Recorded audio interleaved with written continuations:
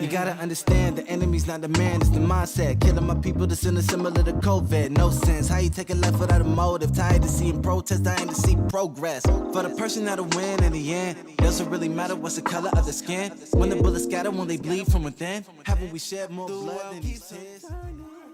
I wanted to take advantage of the fact we have so many education people in the room. Wanted to talk a little bit about, get your feelings, your thoughts about the current state of K through 12 education, college education. Of course, I want to start with you this time. State of education? Yeah. What's good, what's bad? What have you seen? What are you seeing? Where are we today? Well, I guess I should reiterate my perspective on it before I kind of get into what my thoughts are, because they're constrained by it. I've been teaching writing at the university level for since about 2012, so about 8 years. And before I was in Mansfield, or I guess Ohio, I moved here from Texas about 2 years ago, and I was teaching at the University of Houston, which Houston's an incredibly diverse city, and I was able to have a very diverse classroom, students from all walks of life, socioeconomically, ethnically, racially, and so many different other experiences. And I will say that maybe I can speak to the difference from what I saw in Houston versus what I saw in Ohio, in that students seemed a lot more resilient in Houston than they did in my current area in Findlay. And I'm not really sure exactly what to chalk that up to, but I know that they were, in Houston, a little bit more ready to take risks. I don't know if this is something that some of the K through 12 educators can speak to, but I know that a lot of that I see in the students that I teach now, risk-taking is very frightening. What do you mean by risk-taking? Well, it depends on the context, but like in particular in my writing classes, I'm trying to challenge my students to consider new ideas, right? Maybe encounter different histories, to challenge the hegemonic thoughts that have been implanted in their heads by the curriculums that we should be burning down. I couldn't. I mean, there are so many different types of risks that they can take, but it's always very scary to do so, because if they don't succeed, they are going to they'll fail numerically, or they'll lose face in front of their colleagues and peers, or they'll just feel crappy. And I think that we can all agree that risk-taking is enormously important. It's a very difficult thing to continue to do because it involves a lot of failure. But one of the things I'd love to see our education system do more, and that I think could help in conversations that involve discomfort and disagreement, would be this encouragement of risk-taking. Perhaps in more insulated situations you can get used to falling. But yeah, that kind of resilience I think is missing. I don't want to sound like Ben Sass and be like, oh, the American child is made out of marshmallows and can't treat them like they're over a fire or whatever, because right. I'm not like, let's just make them all, pick the cotton nut right on the bag kind of thing. But I don't know, that's just like a thing that I've noticed quite a bit of.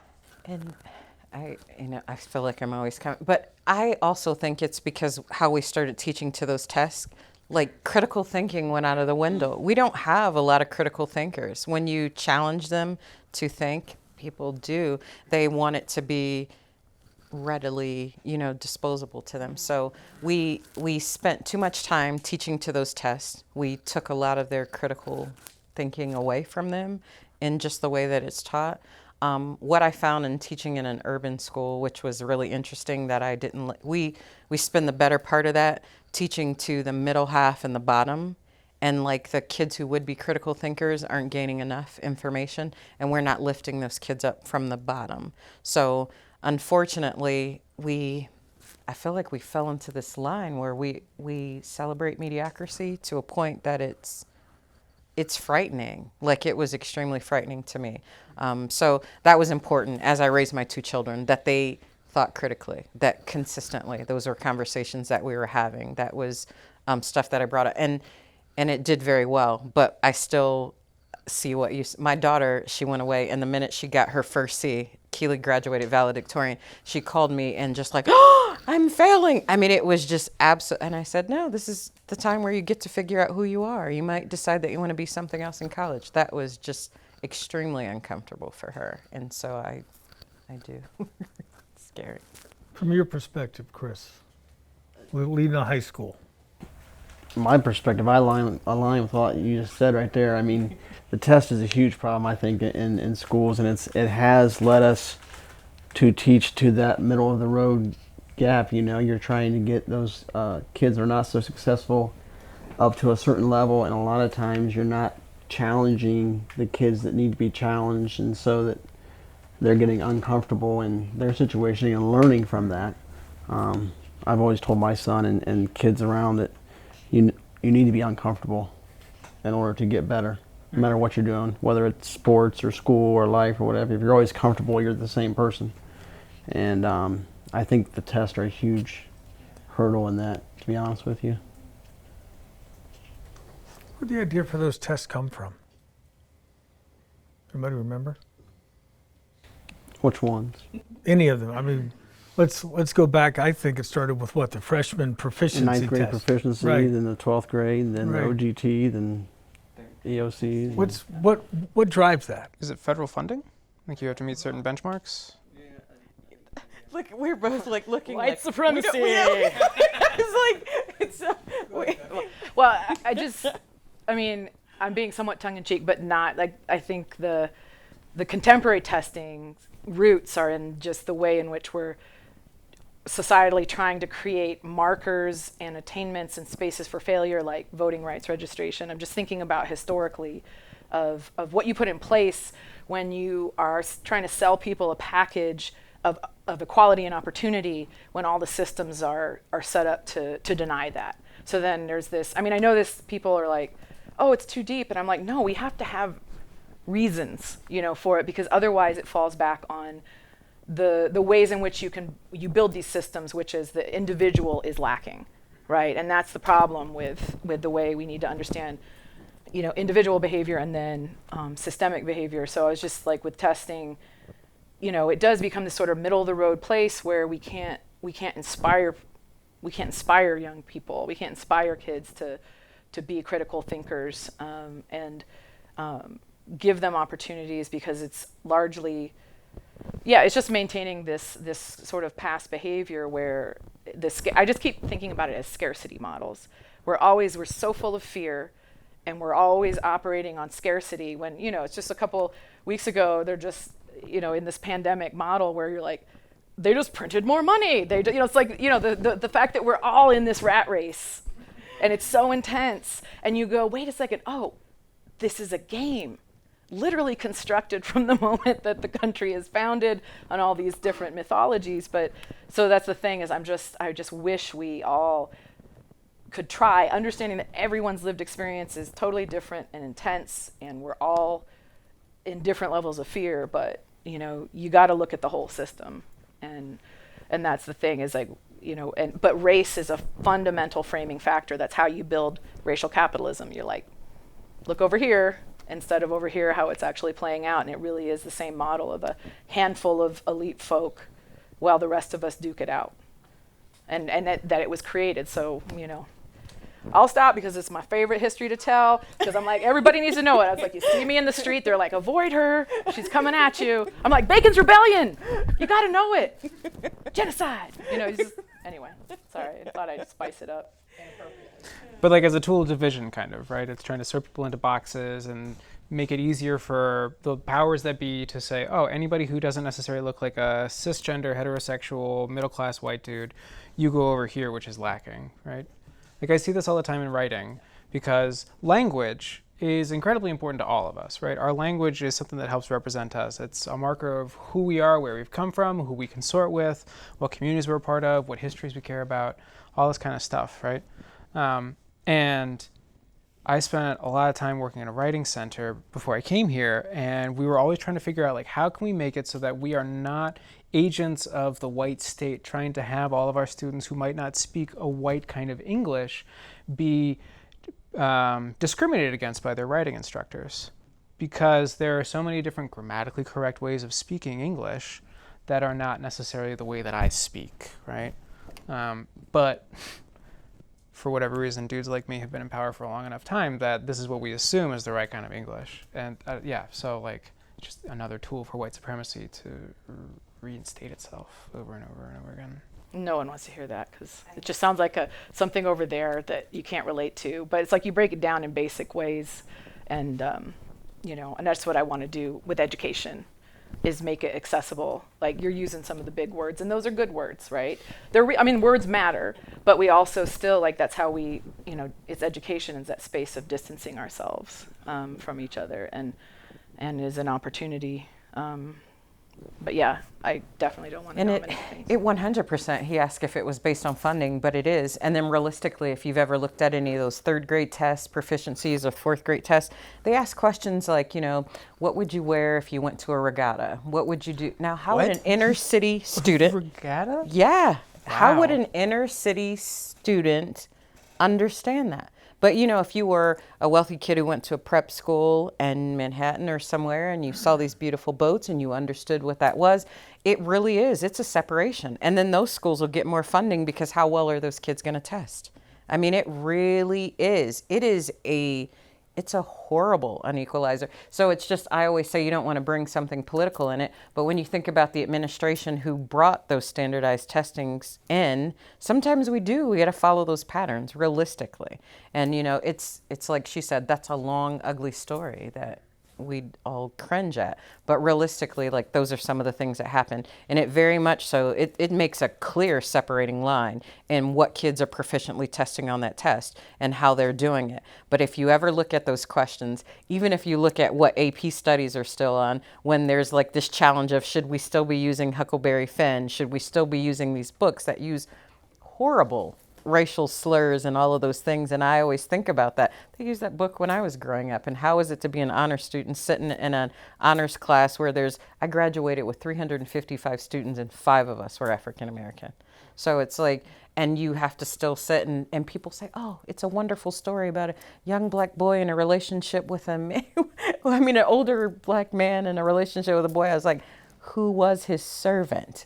Come on, it just depends on how you're feeling about that. But people will argue that that's great literature, and there are wonderful pieces, as Beth will, and that could easily take place of those books, elevate to another level, make people critically think and see relationships on a more realistic level, not those of servitude and master in any way, shape, or form. Marquis, as somebody, probably the only person in the room that took a lot of these proficiency tests, because they weren't around when I was in school all that much, talk about your experiences. What was it like to study for and perform those standardized tests? So the consensus around me and my friends, it was just total useless. It was useless because all the tests, the questions, seemed like they'd be culturally biased, and it just seemed like it just had no relevancy to anything that we were learning or anything that we were going to be encountering. And even the people, our counterparts who were older than us, we were asked sort of maybe 2 or 3 grades older than us, that we can ask, so how was it when you took, so we can get an edge to maybe pass, and they were all telling that it was total BS. So just going through it, and they put so much pressure on us to pass these in order to be able to graduate, and we were just like, for what for? What do we need it for? And especially when none of the questions on here have anything to do with what our day-to-day living or preparing us to what we want to do with our life going forward for college or anything else. So it had no base to us at all. So we were just really clueless of why we even had to take it. Did y'all stress over it like Oh, everybody we had else? to, because it was the only way to get out of school. It was the only way to get out of school. And if you growing up in our home and our type of parents, if you don't graduate, then you got to figure something out, and you got to get out of this house one way or the other. So you got to come with a diploma, and you better walk with your class. So you better get on it and get this test out of the way. So it was very stressful, but for what? Yeah, what a weird thing to stress about. Be like, Yeah. this is really scary, but at the same time, total crap. Absolutely. And we yeah. were in no position to challenge anybody about this, of course, because this is in the curriculum. So if we ever did, it would just go fall on deaf ears, and it felt like it was unfair. Isn't it interesting, Bruce, that these standardized tests, which have become so crucial, have to be done, they have to be done. COVID-19 hits, Nobody has to take standardized tests this year. I mean, what are your thoughts on that? Well, kind of twofold. First, I would like to share, I think for as education in America needs to be revised. Our educators are overworked and underpaid. Seriously. We need to get back to the old landmark so that they can be empowered to teach and lead, by example when they teach in their classrooms. Kids can't even retain things, in this day, in this time. Technology is a wonderful thing, but I think the way that we use technology, in this day, in this time, I think it's kind of dangerous because, me, myself, 57 years old, and I have a grandchild that goes to Ontario school system. And Ontario did a wonderful job, with the way that they did things. But it was hard for the kids, and it was very difficult for the teachers, that was trying to facilitate that.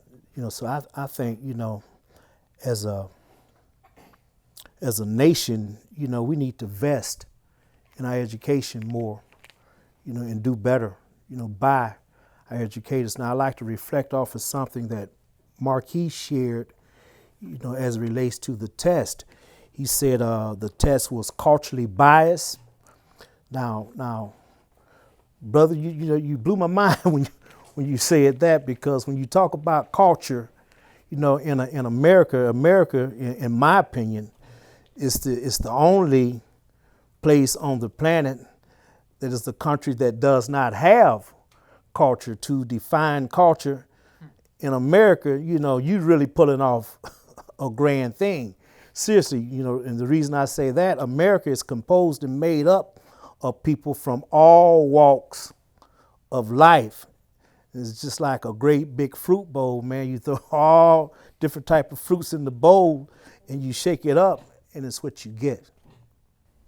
But do you believe that culture is not relative to like who and where we are? Like, interestingly enough, he said that, and I've been working on like a coalition with our local police department, and we talked about that, and I said, what's the cultural competency that you guys are learning? Because there's one of the things that I know. If I see a young man, like first and foremost, like African-American males, I can't tell the difference whether you're 18 or 30, first and foremost. I just can't tell their age sometimes because of the way they look. The other thing I do know about them is sometimes in our community, if they're under age 30, if you're speaking to someone or you go to grab them, they don't respond to you and you tap their arm, like, and it's not just African Americans, it's culturally like young people, they're all wearing those earbuds or whatever, so they can't hear you anywhere. And so I said to the officer, I would love for you guys to understand that culturally that's a thing. They're not being disrespectful or walking away from you. They sometimes have earbuds. Like, we might literally have to find a new way of tapping and communicating with them. The things that we have to teach, like our boys, because I'm sure you understand this, Bruce and Marquis, where I used to say to my son, don't walk around with your hood up. Take your hands out of your pockets. Don't, all of those things. But culturally, if you're in our community, you know that that's not a problem. A kid walking in my classroom, he has his hood up and, hey, are you cold? Are you doing, oh no, can you just take that down? Okay, Miss Weese. Where somebody else, a teacher would flip out, like that's horrible to them, and to me it's just like, why is your hood up? And sometimes they would say that, I don't have my brush, I haven't brushed my waves yet. Okay, go get your brush, go in the bathroom, get your hair together and come back out and see me, but take the hood up. And it doesn't bother me as much. So is that what you're relating to? Because culturally, like, sometimes things aren't as relative to, because I do understand we are a melting pot, but some things they're congruent with the culture of people that we're a melting pot, sister, but allow me to say this, if you will. Our young people, are our future.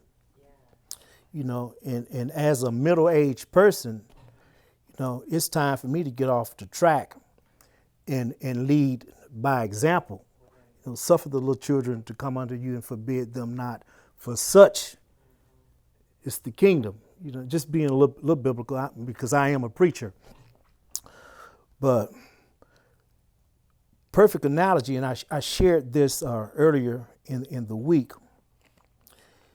You take a 17-year-old young white male and a 17-year-old young black male, and if the 17-year-old young white male says to the 17-year-old young black male in the front of a group of people composed such as us, from all walks of life, that's my nigga. For older, black people, they would naturally be offended, but for a group, and I have seen this happen for a group of younger black people, that's a language that they use towards one another, in today's society. So, so how do you juggle that? And I think, these are the type of things that we need to talk about, and I think these are the type of things that we need to hear from them. Absolutely. And I 100% agree with you. Because that's sometimes when people are asking those questions, like, what do young black men, like they ask us from, why do young black men not want to, join the police department? I said, why are you asking a middle-aged black woman? Why are you asking me? Because that's not something I can answer for you. You need to go speak to young black males to find out why they're not interested in doing that as well. Because that's what I can't speak for what young black males. I can't even speak for young black females. I don't want to. I don't want to be the spokesperson. But I 100% agree with you that they do things that are different for us, and we need to talk to them, hear why. Tell us why. It's reminding me of what you said earlier too, Marquis, about what you talk about with some of your players, right? Where you're like, hey, y'all are representing, I assume, of course you talk about the school, the team, but themselves, but then they're also representatives of their race, whether or not they want to be it, right? And that seems, that's a burden that's placed so much more on folks of color than it ever is on white kids, right? It is. I guess I just want to note that. I'm not sure what to do with that because it's still going to continue, unfortunately. But I don't know what we do to alleviate that burden in other ways aside from continuing education, access to history, and a sense that every individual is an individual and not necessarily like the sole representative of their particular subject position. I think call it out. I think his calling it out to say that, because that's what I do. When somebody says, I'm not a representative for young black men, don't ask me. Ask them. And by your calling it out to your white peers, it makes them more relative of saying that as well. Because I think Mr. Bond, Marquis can, we go somewhere and the first thing, do you know so-and-so? Do you know so-and-so? And I want to ask them back, do I know every white person? Do you know every white person that I know? Why are you asking? It's just, but it is funny. So I think it just has to be called out. Well, we talk about racism, and we hear a lot of dialogue and discussion about racism, but it's one word, that we don't talk about. You rarely hear it mentioned, and that's bigotry. And that's getting to the root of the matter, when we begin to start talking about bigotry, because bigotry permeates from within us. That's what's coming out. Racism is the agent, that drives bigotry. So, we got to start calling one another out on this bigotry, man. Because bigotry has no place in our society. Bigotry should not be found amongst any of us. I have a saying, the best of us takes care of the rest of us. So I need to be so decent in my invocation that I can call a man or a woman, on their bigotry. And be very comfortable, with content and with character. Conor, you had said something about the need for continued learning of history, but I want to ask Beth, if we continue to teach what we're already teaching, are we getting anywhere? This is the biggest moment in modern human history to make bold, unapologetic changes. That's, I mean, just from a trickle-down experience, I mean, that's part of why, I mean, I'm glad these talks are happening. But, you know, we're still primarily, you know, a lot of Ohio is that way, but the entire world is recognizing things and active for change right now, systemically. And it's being driven by the concept of racism or anti-Black racism and understanding how these things are made. But, you know, words matter, and we don't know often. We don't have it's not so much of like it's the way we all have a different understanding things based on our own personal experiences, and just the fact that the histories of race and racism and how we talk to one another, how we qualify it, how we're still using the word diverse because we're normalizing whiteness as the center. We made whiteness and then we made it disappear, and then when we bring it up, it takes up all the air in the room.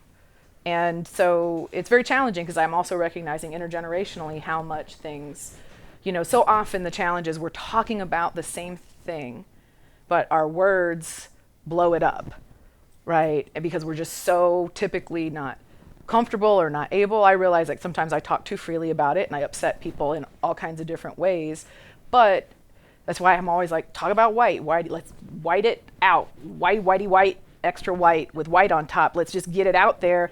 Then let's talk about like human beings and those other things. But this is a rambling way to just say that to me, you know, it's like suddenly the whole world's paying attention. They don't know what to do. Some people are freaking out. Other people are like, oh, welcome, you know, to this struggle that we have been in, you know, from the moment.